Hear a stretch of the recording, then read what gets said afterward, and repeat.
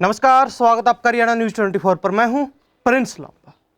हरियाणा में बात की जाए क्षेत्रीय दल जननायक जनता पार्टी की, तो इस्तीफों की झड़ी लग चुकी है। यानी कि दुष्यंत चौटाला को हरियाणा के कोने कोने से झटके पर झटके लग रहे हैं। पहली बात, ये चुनावी समय, चुनावी मौसम जिसमें पारा जो है बिल्कुल हाई है। तो वही दूसरी तरफ अगर जेजेपी की बात की जाए, जो दावा कर रही थी कि नवरात्रों के समय में जेजेपी अपनी सूची लोकसभा चुनाव के प्रत्याशियों की जारी कर देगी, लेकिन सूची दूर की बात रही। जेजेपी फिलहाल अपने कार्यकर्ताओं को, अपने नेताओं को संभालने में भी फेल नजर आ रही है। यानी कि एक के बाद एक छोटे से बड़े नेता, छोटे से बड़े पदाधिकारी जेजेपी को छोड़कर, इस्तीफे देकर त्याग रहे हैं, छोड़कर जा रहे हैं, दुष्यंत चौटाला से रिश्ते नाते खत्म कर रहे हैं। यह जो सिलसिला है पार्टी छोड़ने का, इसकी शुरुआत निशान सिंह से होती है, जो कि प्रदेश अध्यक्ष थे वर्तमान जननायक जनता पार्टी के। 2 बार जननायक जनता पार्टी के संगठन में बड़े स्तर पर बदलाव भी किया गया, लेकिन निशान सिंह ज्यों के त्यों प्रदेश अध्यक्ष पद पर बने रहे। उनको टच नहीं किया गया, उनको छेड़ा नहीं गया। लेकिन इसके बावजूद भी चुनावी समय पर, ऐन मौके पर निशान सिंह का प्रदेश अध्यक्ष पद से सीधा इस्तीफा देकर सदस्यता से भी इस्तीफा दे देना और जेजेपी से, दुष्यंत चौटाला से, चौटाला परिवार से किनारा कर लेना, कहीं ना कहीं एक बड़ा इशारा कर रहा है, एक बड़ा संकेत दे रहा है। और ये संकेत जेजेपी के ऊपर, दुष्यंत चौटाला के ऊपर इतना भारी पड़ा कि निशान सिंह के बाद लगातार दूसरे दिन जो है इस्तीफा देने वालों की, पार्टी छोड़ने वालों की एक लंबी लाइन लगी हुई है, लंबी कतार लगी हुई है। ये जो सिलसिला है वो लगातार जारी है। और आज जो है दुष्यंत चौटाला की पार्टी का एक और बड़ा विकेट बरवाला से विधायक जोगीराम सिहाग के रूप में गिर चुका है। इसके अलावा एक लंबी चौड़ी लिस्ट है जिसमें मुख्य नाम, जो बड़े चेहरे थे, उनके बारे में बताएंगे आपको किन किन ने जो है जेजेपी को छोड़ दिया है। लेकिन इस दरमियान अब 2 चीजें हर कोई जानना चाहता है। पहली कि जिस प्रकार जेजेपी के संगठन से लोग निकल रहे हैं, जेजेपी पार्टी को छोड़कर लोग जा रहे हैं, तो ऐसे में जेजेपी कितनी मजबूत बची है। 2019 में जिस जजपा के पास 10 विधायक थे, उनमें से एक विधायक पार्टी से इस्तीफा देकर जा चुके हैं। तो ऐसे में कहीं ना कहीं फिलहाल 9 विधायक जरूर बचे हुए हैं, लेकिन उनमें से भी कई विधायक बागी विधायकों की लिस्ट में हैं, सूची में हैं। तो ऐसे में जेजेपी के पास कुल कितने विधायक फिलहाल बचे हुए हैं जो जेजेपी के साथ बने रहेंगे, जुड़े रहेंगे, और वास्तव में जेजेपी चुनाव से ठीक पहले इस पार्टी छोड़ने के लंबे चौड़े सिलसिले के बाद कितनी मजबूत बच पाई है, कितने अपने पैरों पर खड़ा होने में सक्षम बची है। तो वही दूसरा सवाल है जो फिलहाल हरियाणा ही नहीं पूरे देश की राजनीतिक गलियारों में चर्चा बना हुआ है, जिस सवाल ने सभी पार्टियों की दिल की धड़कन बढ़ाकर रख दी है कि क्या वास्तव में ही इनेलो और जेजेपी, यानी कि इंडियन नेशनल लोकदल पार्टी और जननायक जनता पार्टी एक साथ आ रही हैं। क्या दोनों पार्टियां एक मंच पर इकट्ठा होने वाली हैं? क्या चौटाला परिवार के बीच जो दरार थी, जो फूट थी, वो खत्म होने जा रही है? क्या वास्तव में ऐसा हो रहा है? ये 2 चीजें जो फिलहाल चर्चा में है, जिनके कारण राजनीतिक माहौल जो है पूरी तरीके से गरमाया हुआ है, इन्हीं पर विस्तार से चर्चा करते हैं। अभी हाल ही में आपने देखा होगा, सबसे पहले नैना चौटाला, दुष्यंत चौटाला की माताजी, जिन्होंने किसान वर्ग से, किसान और कमेरे वर्ग से माफी मांगी। यानी कि उन्होंने कहा कि पिछले 4.5 साल में किसी भी वजह से, किसी भी कारण से, चाहे जेजेपी के किसी फैसले से या फिर जेजेपी के किसी कार्य करने के तरीके से, अगर जो लोग दुखी हुए हैं, जिन लोगों को कोई पीड़ा हुई है, उनसे हम माफी मांगते हैं। यानी कि जिस प्रकार दुष्यंत चौटाला का भारी विरोध देखने को मिल रहा है लगातार, तो कहीं ना कहीं उससे आहत होकर नैना चौटाला ने किसानों से माफी मांग ली। तो वही अजय सिंह चौटाला का भी एक बयान बड़ा चर्चा में है, जिसमें उनसे इनेलो और जेजेपी के एक होने की बात पूछी गई।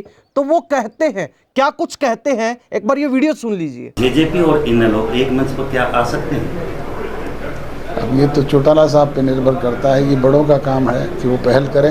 अनेक लोग इस बात के लिए प्रयासरत हैं, पर मैंने कहा ना कि ये पहल तो बड़े हैं चौटाला साहब, उनको करनी है। तो कल बुलाएंगे तो हम तो कल चले जाएंगे। हुई उस दिन भी यही कहा था कि एक दिन ऐसा आएगा जब चौटाला साहब खुद रीथिंक करेंगे, और वो रीथिंक करते हैं तो हमें कोई दिक्कत नहीं। तो सुना आपने अजय सिंह चौटाला को, उन्होंने साफ कहा है कि ओम प्रकाश चौटाला वो बड़े हैं परिवार के, कहीं ना कहीं परिवार को एक करने के लिए बड़ों का अहम रोल होता है और उनको इस मामले में पहल करनी चाहिए। अगर चौटाला साहब यानी कि ओम प्रकाश चौटाला हमें कोई आदेश देंगे, हमें कहेंगे, तो हम कल ही जाने के लिए तैयार हैं। यानी कि ये स्पष्ट कर दिया है कि जेजेपी अब पूर्ण रूप से तैयार है कहीं ना कहीं इनेलो के साथ जुड़ने के लिए, इनेलो के साथ एक होने के लिए। लेकिन अब बड़ा सवाल यह है, क्या वास्तव में इनेलो जेजेपी को लेने के लिए तैयार है? कहीं ना कहीं यहां बड़ा संशय बना हुआ है।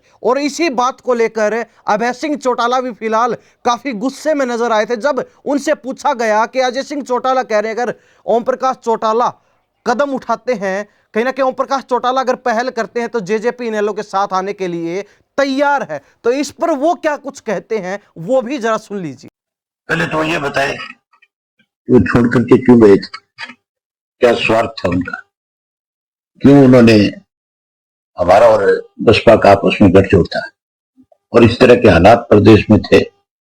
हर इंडियन नेशनल लोकदल पार्टी के कार्यकर्ता के मन में ये बात थी कि अब की बार हम सत्ता में आएंगे, राज बनाएंगे। इन्होंने अनुशासनहीनता क्यों करी, और क्यों उस हमारे चौधरी देवलाल के सम्मान दिवस के ऊपर सारा ड्रामा रचा। फिर ये पार्टी छोड़ करके भागे, किसके इशारे पे भागे, क्यों भागे, इस बात को स्पष्ट करें। ये सारी चीजें स्पष्ट करने के साथ साथ, ये सब बातें स्पष्ट करने के साथ साथ कि जब से तुम लोग छोड़ करके गए हो, तुमने कभी ये जाना कि चौटाला साहब बीमार रहे, हॉस्पिटल में रहे? वो बात याद करो पहले कि चौटाला साहब को आधी रात को इन्होंने हॉस्पिटल से जेल भिजवाया, क्या वो भूल गए? अब इसलिए ये बात कर रहे हैं क्योंकि इनकी पार्टी खत्म हो गई। ये सामाजिक रूप से भी खत्म हो गए और ये राजनीतिक रूप से भी खत्म हो गए। आज देखा नहीं आपने कैसे भगदड़ मची हुई है भाजपा के नेताओं की, कैसे सब लोग छोड़ छोड़ करके जा रहे हैं। अब तो इनके विधायकों ने भी रिजाइन करना शुरू कर दिया, वो भी जाने लगे। और चौटाला साहब ने बड़े साफ शब्दों में कई दफा ये बात कही कि हमारा इनसे कोई वास्ता नहीं, ये गद्दार है, इन्होंने हमारी पार्टी की पीठ में छुरा घोंपा है। चौटाला साहब के साथ इन्होंने दगा किया, धोखा किया, जिनकी वजह से इनका राजनीतिक कैरियर बना। चौटाला साहब की वजह से ही अजय सिंह एमपी बना, चौटाला साहब की वजह से अजय सिंह राज्यसभा का मेंबर बना, चौटाला साहब की वजह से एमएलए बना, उसकी वाइफ एमएलए बनी, उसका बेटा एमपी बना। ये सारी की सारी देन इंडियन नेशनल लोकदल पार्टी की थी। अब की बार अपने दम के ऊपर 10 सीट जीत के आए थे। आगे मुझे लगता नहीं कि ये कहीं मुंह दिखाने लायक भी बचे। ये नॉमिनेशन फाइल करने से भी डरेंगे, इनको ये डर रहेगा कि तुम्हारी जमानत नहीं बचेगी। जो ये कहते थे रोजाना कि एक एक थी इनेलो, लोग ये कहेंगे। आज उस अजय सिंह को फिर इनेलो याद कैसे आ गई? आज वो फिर ये कैसे कहता है कि हमें बुलाए तो आज हम चले जाए? उनको कहो कि तुम्हारे जो बोल थे, जो शब्द तुमने बोले थे, पहले उनको ध्यान दो कि क्या कहा था। तुम किस बेशर्मी पे चले गए थे, तुमने किस तरह से इस प्रदेश को दोनों हाथों से लूटने का काम किया। अब जब तुम्हारा असली चेहरा बेनकाब हो गया, अब जब तुम कहीं जाते हो तो लोग तुम्हारा विरोध करते हैं, लोग तुम्हें घुसने नहीं देते, लोग तुम्हें इतनी भद्दी भद्दी गालियां देते हैं जिनको मैं भी अगर देखता हूं सोशल मीडिया पे तो मुझे भी बहुत शर्म आती है कि किस परिवार को कौन किस तरह की गाली दे रहा है। एक वक्त था कि चौधरी देवलाल के परिवार का अगर कोई नाम ले लेता था गलत तो लोग उसका गला पकड़ लेते थे, और इनकी वजह से आज सारा दिन लोग गालियां देते हैं। ऐसे लोगों के लिए इंडियन नेशनल लोकदल पार्टी में कोई जगह नहीं है। चौटाला साहब के पास भी इन लोगों की कोई जगह नहीं है। चौटाला साहब तो अनेक बार प्रेस के लोगों ने उनसे पूछा कि क्या दुष्यंत को आप अपनी पार्टी में शामिल करोगे, उन्होंने साफ मना कर दिया था कि नहीं, कभी नहीं हो सकता। ऐसे लोग जिन्होंने पार्टी को तोड़ने का काम किया, जो स्वार्थी थे, जो बेईमान थे, जिन्होंने लूटने का काम किया, हम ऐसे लोगों को अपनी पार्टी में नहीं लेने। ये अनुशासनहीन लोग थे। ये नई बात थोड़ी थी अजय सिंह के लिए, ये तो बहुत पहले से इस तरह की चीजों में इन्वॉल्व था। ये तो हम थे जो इसको चला रहे थे कि चलो किसी तरीके से पार्टी को चलाना है तो ऐसे लोगों को पड़े रहना। ये तो बहुत पहले पार्टी से बाहर निकालने वाले लोग थे, इन्होंने तो टिकटें बेची थी। आज इस तरह की बात कह करके अपनी भगदड़ को रोकना चाहता है। ये भगदड़ रुकने वाली नहीं है। अब कहीं जाएंगे, लोगों के विरोध का सामना करना पड़ेगा। लोगों ने इनका सामाजिक बहिष्कार कर दिया, राजनीतिक तो हो ही गए खत्म, अब तो ये सामाजिक तौर पर भी खत्म है, कहीं जाकर के खड़े होने लायक नहीं। क्योंकि इन्होंने चौधरी देवीलाल को, जिस आदमी ने बहुत बड़ा नाम कमाया था, ये उस पर कलंक है, ये उसका फोटो लगाते हैं, इनको अधिकार नहीं है। अब इनको चौधरी देवीलाल का फोटो हटा देना। तो सुना आपने अभय सिंह चौटाला को भी किस प्रकार जो है वो इनेलो और जेजेपी के एक होने की बात पर गुस्सा दिखाई दे रहे हैं, नाराज दिखाई दे रहे हैं। कहीं ना कहीं उन्होंने साफ तौर पर सवाल किए हैं कि मैं पूछना चाहता हूं उन लोगों से जो 2018 में चुनाव से ठीक पहले इनेलो को खंडित करके, इनेलो के अनुशासन को भंग करके दूसरी पार्टी बनाकर इनेलो के सामने ही चुनाव लड़ रहे थे। आखिर किसके कहने पर यह सब उन्होंने किया था? आखिर उसके पीछे की वजह क्या थी? पहले वो वजह स्पष्ट करें और उसके बाद आगे कोई स्टेप उठाया जाएगा, आगे कोई पहल की जाएगी, उसके बाद आगे का देखा जाएगा। हालांकि चर्चाएं जरूर चल रही हैं कि जिस प्रकार जेजेपी लगातार गलत में जाती जा रही है, जेजेपी लगातार जो है राजनीतिक दलदल में डूबती जा रही है, कहीं ना कहीं उस लहजे से, उस हिसाब से, उस अनुमान से यह कहा जा रहा है कि अब जेजेपी के पास एक आखिरी ऑप्शन, एक आखिरी उम्मीद की किरण इनेलो बची है। अगर जेजेपी वास्तव में इनेलो के साथ आती है तो ऐसे में कहीं ना कहीं दोनों पार्टियों की ताकत जो है वो बढ़ने वाली है। एक तरीके से और एक लिहाज से देखा जाए तो बीजेपी और कांग्रेस में फिलहाल अगर फाइट बताई जा रही, तो ऐसे में अगर इनेलो और जेजेपी एक साथ आते हैं तो तीसरे फ्रंट के रूप में यहां पर इनेलो पार्टी प्लस जेजेपी पार्टी देखने को मिल सकती है। यह अनुमान लगाया जा रहा है राजनीतिक जानकारों का, यह सब कुछ कहना है। हालांकि अब अगर बात की जाए जेजेपी की मजबूती की, क्या वास्तव में जेजेपी इस पार्टी छोड़ने के सिलसिले के बाद अपने पैरों पर खड़ा होने में सक्षम दिखाई दे रही है? तो सबसे पहले आपको बता दें कि किन किन लोगों ने पार्टी छोड़ दी है। शुरुआत जो है निशान सिंह से होती है। प्रदेश अध्यक्ष पार्टी छोड़ दी, इस्तीफा दे दिया। उनके बाद सुरेंद्र लेगा जो प्रदेश के उपाध्यक्ष थे, उन्होंने भी पार्टी से इस्तीफा दे दिया। उनके बाद कमलेश सैनी जो नारनौल नगर परिषद की चेयरपर्सन तो हैं ही, साथ ही जेजेपी की राष्ट्रीय सचिव थी और पूर्व में नारनौल विधानसभा क्षेत्र से प्रत्याशी भी रह चुके। चुनाव में दूसरा स्थान उन्होंने प्राप्त किया था 2019 में।